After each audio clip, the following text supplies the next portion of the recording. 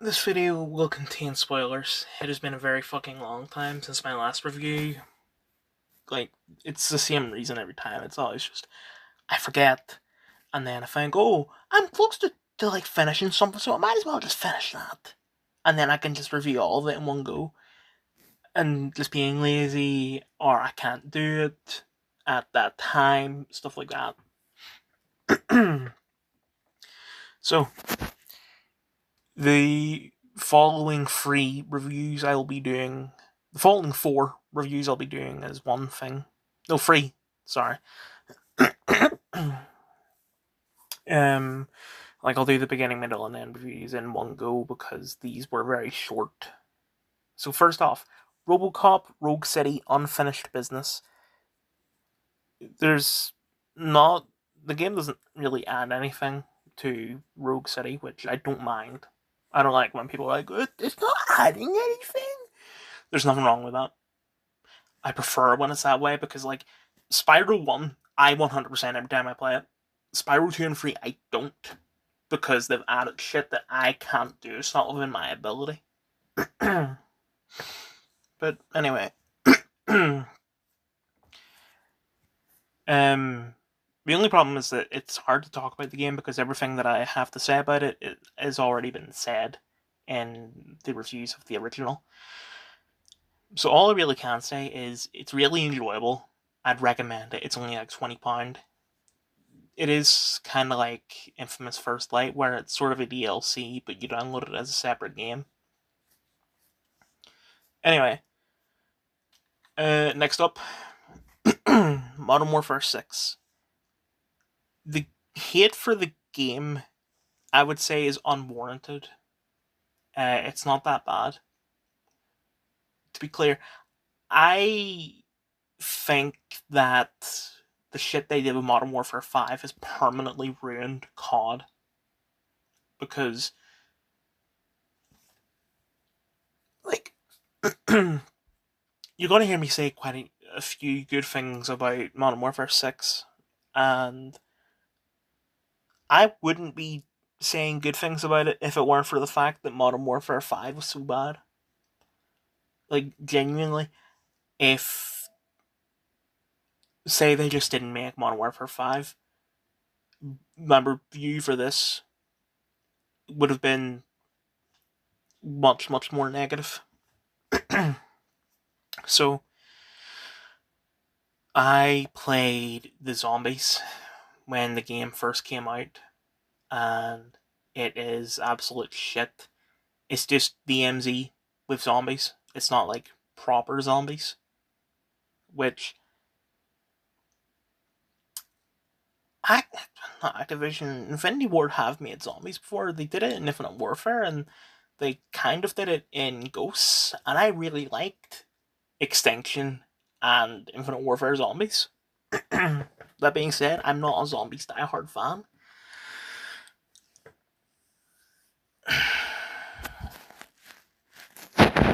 But it's just, why did anyone think that was a good idea? Hell, why did anyone think DMZ was a good idea? DMZ is absolute shit. But moving on, the multiplayer, I played like just one match. I can't remember what the Modern Warfare 5 multiplayer is like, other than I remember liking it. I don't think there's a difference.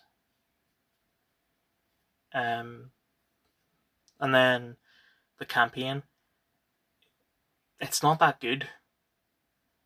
All the progress that was made in Modern Warfare 5 is erased. Shepard is nothing happened to him. He didn't die. He didn't get arrested. He's kind of exiled, but not really. It's confusing, and it's shit. Graves fucking died at the end of Modern Warfare 5, but they bring him back in 6. And we're like, well, you blew him up with C4, but you didn't actually see him die. You saw the tank blow up. He got out in time. Fuck off. My opinion on Modern Warfare 5 has changed over the years. Playing it again, I don't think it's as bad as it was, but it still is terrible. Like, even though Soap isn't Soap and Ghost isn't Ghost, their bond in this game I do really like. Or not this game, in 5. And then in 6, they just don't really talk to each other.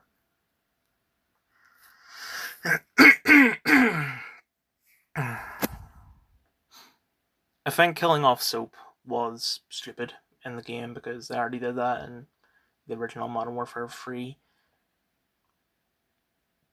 But, like, they killed him off, and then they didn't even kill Makarov. I just don't understand, because I've thought that this would have been the end of the trilogy. I thought that's why they rushed this. Like, instead of letting Treyarch get their go, they're like, no, please, let us do Modern Warfare 6. But it's not even the fucking... Either it is the end, and it's a terrible ending, because there's no resolution, or it's not the end, in which case, why did you rush out this game? And I think the last thing I have to say about the game is the open world missions. I don't really care about them. They're not terrible. Like, if anything, I liked them, because if you're just doing the story, you're not like looking for... They're not technically collectibles, but you do need to pick them up for trophies and shit. As long as you're just doing the main story, you can knock those missions out in 5 minutes. So I liked them for that.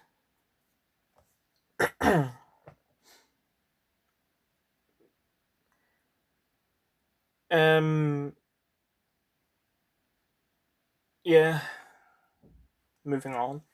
Black Ops 6. Once again, the story's not terrible, but it's just...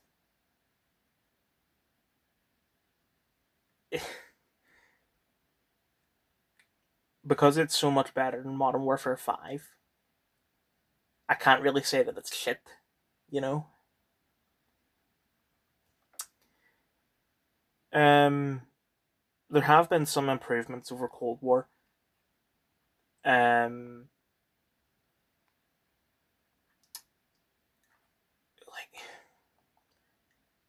in Cold War, you had the ability to customize Bell's real name. Bell was just the nickname, and you can customize his real name, and you can also customize his gender. Like, you can make him male, female, or non-binary. They got rid of that for this.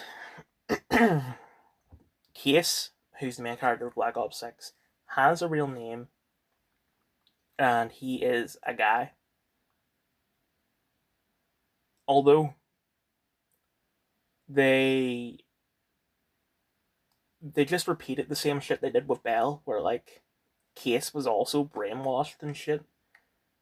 And it's just... why not bring back Bell? And the reason is because Adler killed Bell at the end of Cold War. That must be canon now. Like, obviously that ending was canon, but it's just... before Black Ops 6 came out, you could sort of debate that either Adler survived or Bell survived, but now with this, no, Bell definitely died. So we're just going to need to basically bring back Bell with a different name.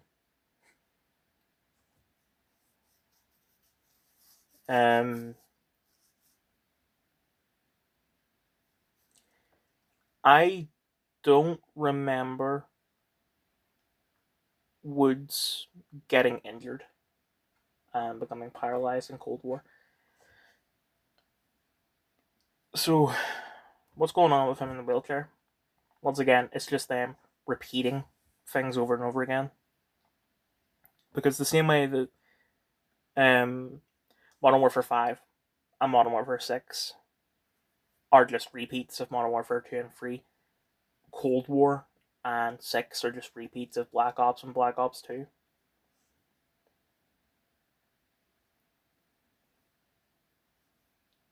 there's not really anything else I can say about the game.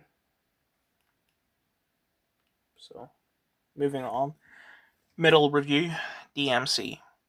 There was no beginning review because I played the game years ago.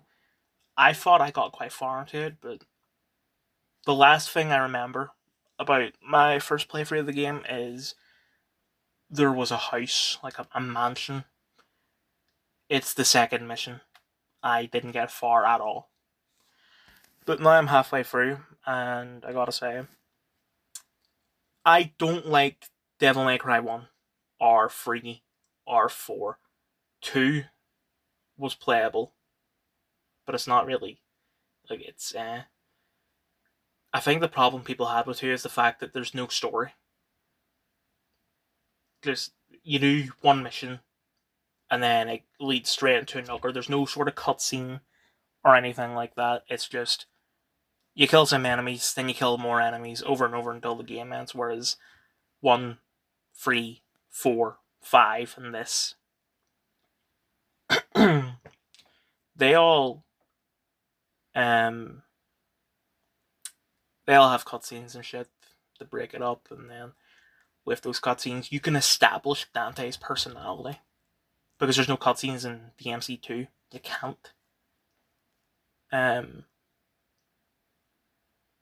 So I get that is the reason why people don't like DMC 2, but for this one,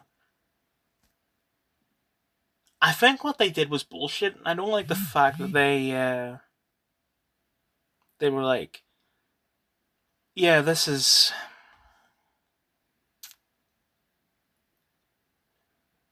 They did a joke where a white wig falls on Dante's head, and he's like, nah, I would never have white long hair in a million years.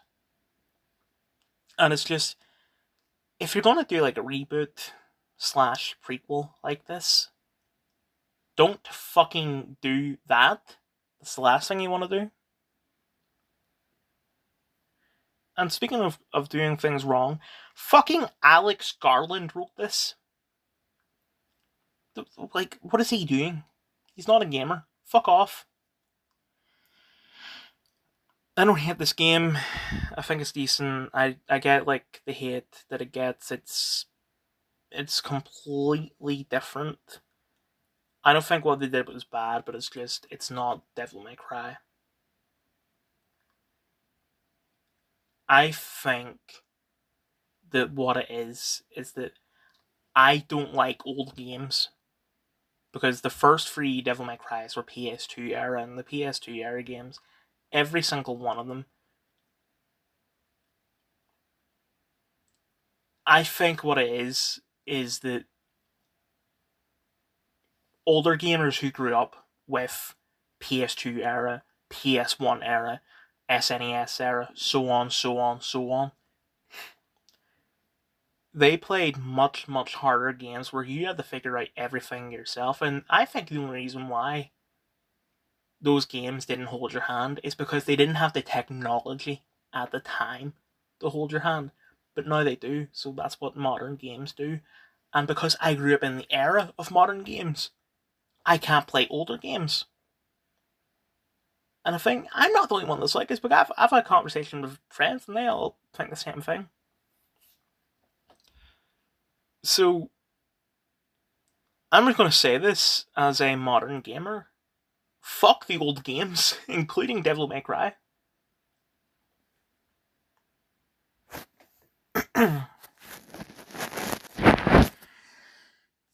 Two guys, a girl, and the thing no one wanted. First Steps. Universally positive ratings. Directed by, what's his name, Matt Shackman? Just not gonna fucking tell me, okay? I watched it with my brother in the cinema. Vanessa Kirby, Pedro Pascal, Joseph Quinn, Julia Garner, Ralph Ineson. John Malkovich is not in it, I don't think. Natasha Lyonne, Paul Walter Hauser, Mark Gatiss, Ebon Moss-Backrack. I have not seen Fantastic Four 2005, and I definitely have not seen Fantastic Four 2015. I haven't read any of the comics apart from tie-ins to events like Civil War 2. So I don't know much about Fantastic Four. Like, I can't tell you that so and so's doing a good job. This was a good adaptation. This works. This doesn't. Whatever. All I know is that, say, Doctor Doom from Fantastic Four 2015 is not Doctor Doom, because what the fuck was that?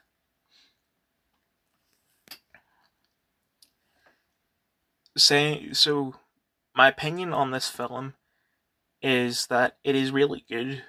Um, Everyone is glazing, like, pretty much everyone likes it. There is an Instagram account called The Bucket and the List that didn't like the film. It gave it a 60% rating. Um, but I don't trust that guy anymore because he gave Superman a 50%.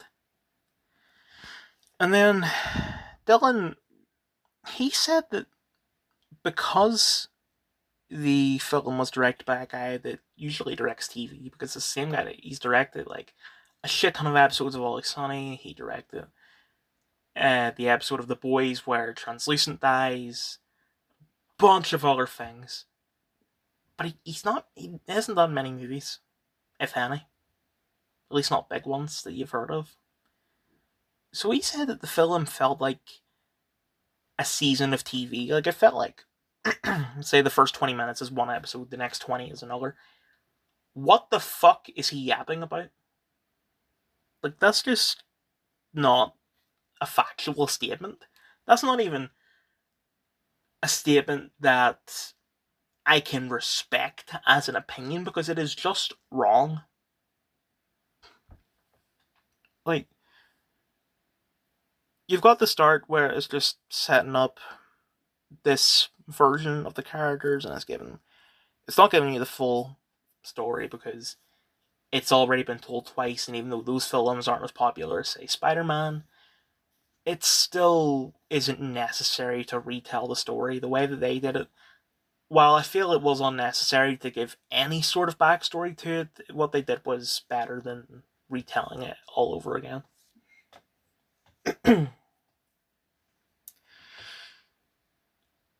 So you have some setups and all that, and it's all great.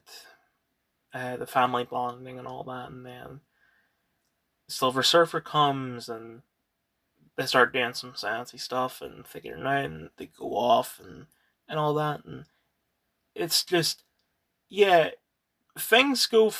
It'd be like, this happens, then this happens, then this happens, and this happens. That doesn't make it TV. Like, that just makes it a movie. So the only thing I can think of as to why he did not like the movie is the family thing, which is, I find weird, because I don't have a good relationship with my family. I fucking hate my brother. I fucking hate my dad. The two family members I were the closest to are dead. Dylan, he has a much better relationship with his family.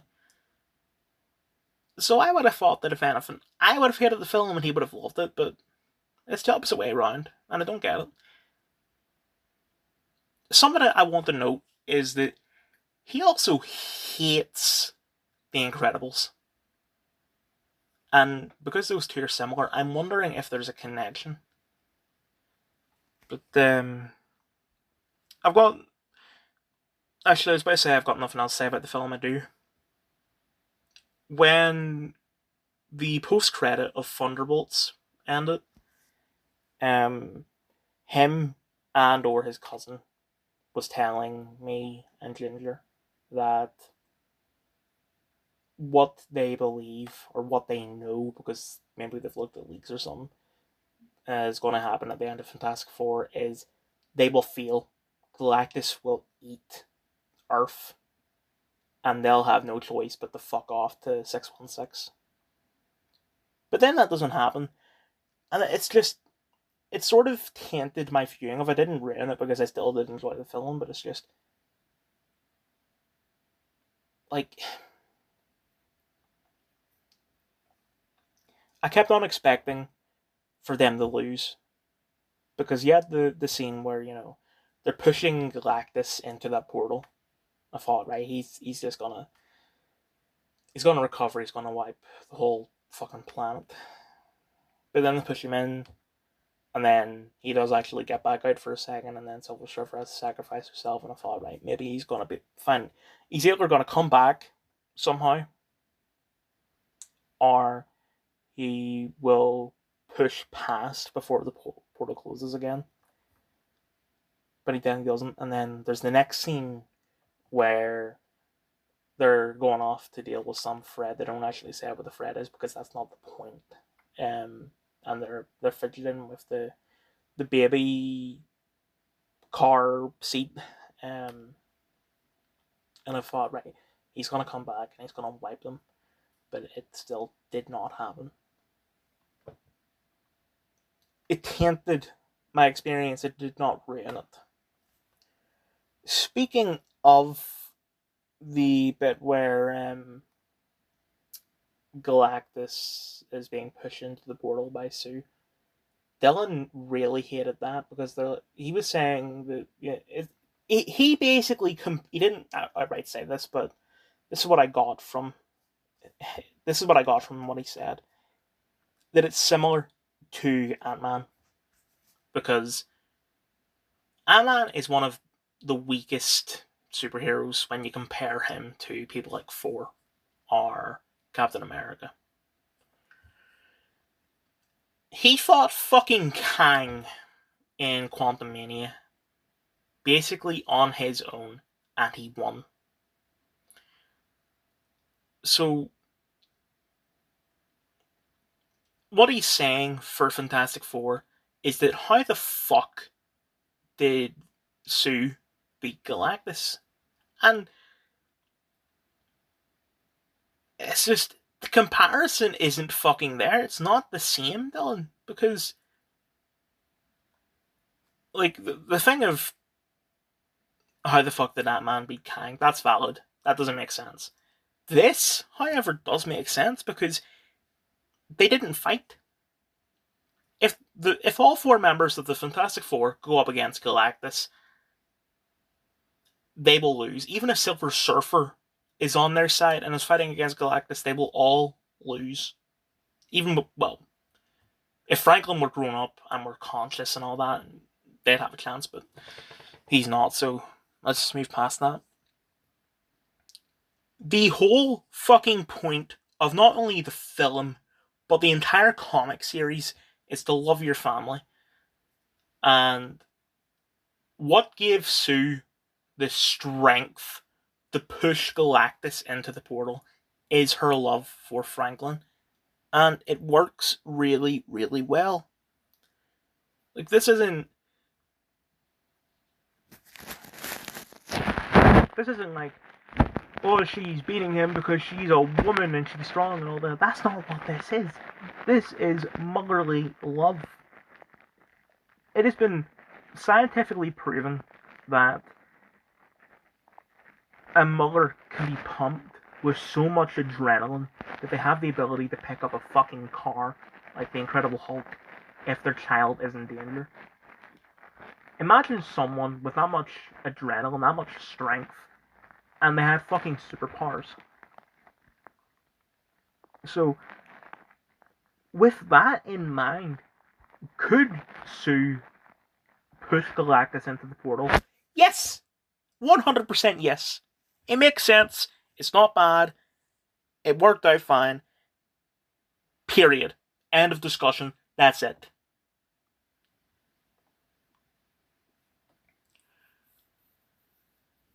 Moving on. As for the performances, Vanessa is nothing special. Pedro is whatever.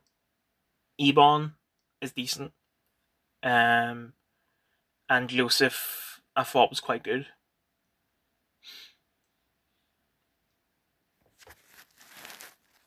Ralph Ineson really stole the show. there was a video of him talking about how it was basically just saying why he was right for the role, and it's that Galactus he is millennia old, and he is extremely strong. Like, he is a cosmic being. You need someone with the voice that to bring that sort of maturity, experience, power, strength, and Ralph does it in fucking spades. Even when he's talking normally, like when you remove all the effects and stuff they add to his voice, he is Galactus, and it's great. The Legend of Ochi. Mixed ratings. I watched this in cinema. Van Wolfhard, Willem Dafoe, Emily Watson. This film is like if E.T. were an art house film, and art house isn't my thing. I'm not into it. So when I say that the film's okay, that's coming from someone that shouldn't like the film. So if art house is your thing, I think you'll love the film. That's the reason why it's got a positive critic score but a negative audience score, because the critics are the ones that eat up the art house stuff. That's all that there really is to say about it. Like, I can't really say anything else without repeating myself. I'm not going to apologize for this being short. I'm actually going to say you're welcome, because I'm not wasting your time. And review Sleeping Dogs. As you can tell, realistically, it wasn't really that long, because I'm looking to see when my last Sleeping Dogs video was uploaded, and it was 10 days ago. So 10 days isn't really that long, but it's just there's been so much since, because I've played Robocop 3 CODs, because I didn't just play Modern Warfare 6 and Black Ops 6, I also played Modern Warfare 5 again, because I didn't play the PS5 version the first time I got it, and I wanted to get the trophies. Also, I played all the CODs 2 times, because it was on PS4 and PS5. And then now DMC. So this is all going to be from memory.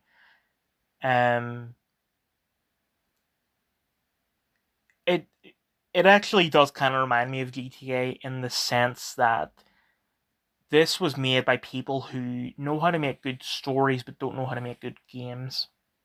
This is something that a friend of mine said when we were like 14, and it's fucking resonated with me for years, because it is so true. Like, every single Rockstar game has had the same control scheme since GTA 3. The example I'll use is the mashing A to run. This actually kind of leads back to that whole thing with PS2 era games that I was talking about earlier. If you take a shooter, like a first-person shooter, like say Red Faction from the PS2 era, it had a very weird control scheme. Like, it's so fucking foreign to a modern gamer like me that I can't play the game. Like, I've tried, I've given up very quickly, because it's just bullshit. But then the PS3 era and COD came out, especially Modern Warfare 1. That game was so fucking popular that every single shooter that's worth its salt, they stole the control scheme. And either stole it outright or just made very, very tiny tweaks, like Battlefield, swapping the knife and the crouch. GTA refuses to change the control scheme, and it suffers because of it, because it could be a decent game, but it just isn't. Like, it's a really good story, not that fun to play. This is the same for Sleeping Dogs. Towards, like, when I was driving to the very last mission, my controller broke. It got stick drift. And I genuinely thought that it was just the game tweaking, because it's not a well-made game.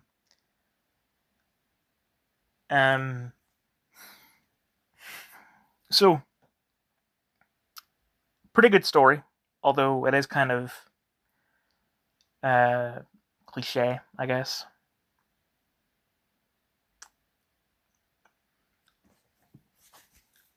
Two things people keep on saying is one, the game is underrated. It's not. See if everyone is saying it's underrated. It's not underrated. It is not an underrated game. It is not a hidden gem or anything like that. It's a popular game. It's a game a lot of people love. So shut the fuck up. And then the next thing is, oh, I want Sleeping Dogs too, and blah blah blah. When I played the DLC, or the DLCs for the game, it got me thinking. Just because the studio went bankrupt doesn't mean you can't make Sleeping Dogs 2. I think Sleeping Dogs could work as a manga. Because think about it. Say they made the first game into a manga, like they adapted it.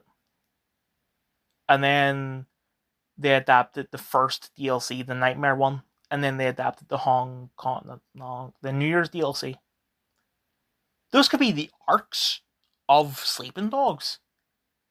Arc 1 is the first game, Arc 2 is the first DLC, Arc 3 is the second DLC, and Arc 4 is what they were going to do for Sleeping Dogs 2. That'd be great! And because it's not a game, it'd be perfect, even. So, my opinion on Sleeping, on the DLCs, the Nightmare one, I thought was pretty interesting. I like the sort of what if thing. It's kind of like, say, Tyranny of King Washington or something like that. And then the second one, I did also like it. I was thinking, how the fuck could you make Sleeping Dogs 2? But with that, I see now that it could work. Um,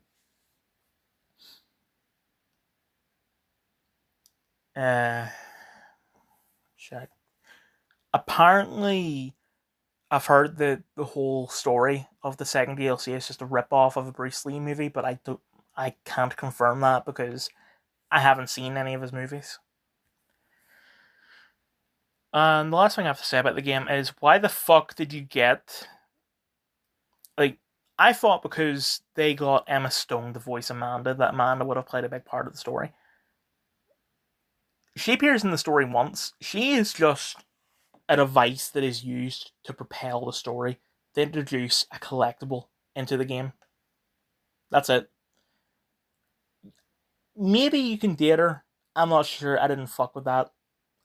Like, after having to do it with Judgment, I really can't be bothered. The Bad Guys. Mixed ratings. I watched it on ITV.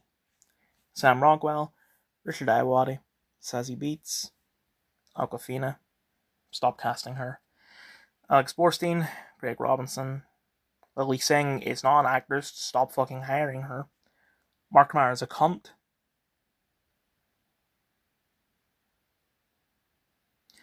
I really enjoyed the film. For some reason, I thought Benedict Cumberbatch was playing the wolf, but I'm glad it's Sam Rockwell because I could only think of 4 films that Sam Rockwell was the lead, and 2 of them are the bad guys, the other 2 being Moon and See How They Run. Maybe there's others that I just either don't know of or can't remember right now.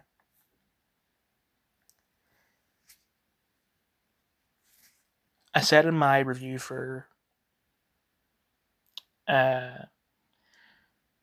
Dogman, I'm doubting myself now. I'm thinking that's not the name of the film, but it probably is. I'm just going to move on. I said in my review for that whenever you cast one English person in a film with an otherwise 100% American cast, and especially in an animated film, that no matter what part of England or Britain they come from, they will always sound like some, like, fucking uptight English prick. And this is no exception. I like Richard Iwadi. Like, him in the IT crowd where he's with other Brits. His accent doesn't stand out, but unless it does, and it's like scraping a fork on a plate. So for the love of God, stop casting English people in American films. It's annoying. Because, like, Richard Iowati, I would get why I feel this way. But when it came to Dogman, the English guy they got was fucking Ricky Gervais. Like, what the fuck? Anyway, um, I can't really think of anything else to say about the film. I'm just gonna have to move on. I'm sorry. The Bad Guys 2. Universally positive ratings. I watched it in cinema. Sam Rockwell I'm pretty sure, isn't Danielle Brooks Waller's daughter in Peacemaker? I think I'm not too sure. Aquafina, stop casting her and everything. Sassy Beats, Mark Myers a cunt. Richard Ayoade, Natasha Lyonne, Craig Robinson, Louis Sean is not an actress. Stop fucking casting her. Alex Borstein, Colin Jost, Catherine Ryan.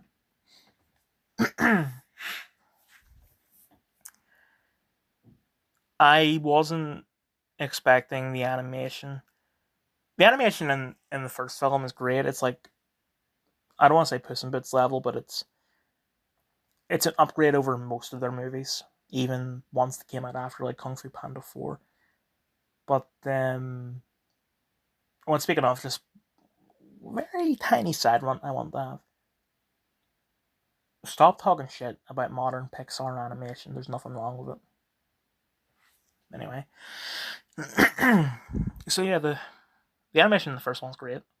But maybe it could just only be because I watched the first film on my iPad, and watching this using the Sky app on the iPad, the quality is not great.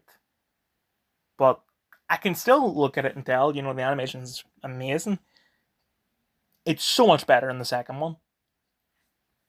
Like, I'm blown away by it.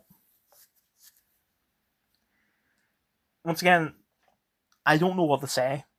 It's a really good film if you can get past the fact that there's four people they shouldn't have cast in this.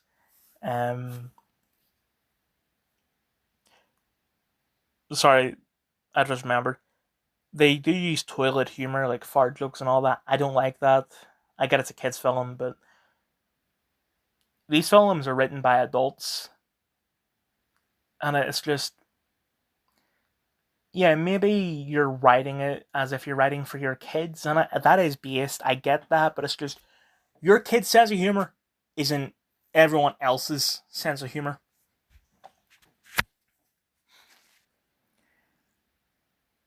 Bring Her Back.